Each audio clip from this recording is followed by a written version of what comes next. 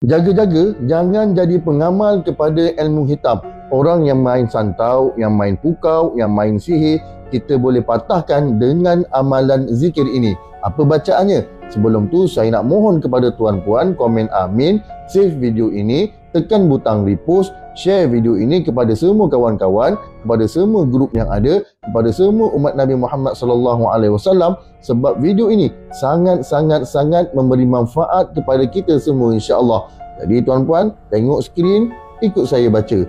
Bismillahirrahmanirrahim. Bismillahilladzi la yadurru ma'asmihi syai' fil ardi wala fis samai wa huwas samiul alim. Kita ulang balik. Bismillahilladzi la yadurru ma'asmihi syai' fil ardi wala fis samai wa huwas samiul alim. Amalkan. Kata ulama, siapa yang nak pergi berjalan jauh, kita masuk kenderaan, baca 3 kali. Kalau berjalan lancar, kita teruskan perjalanan tersebut.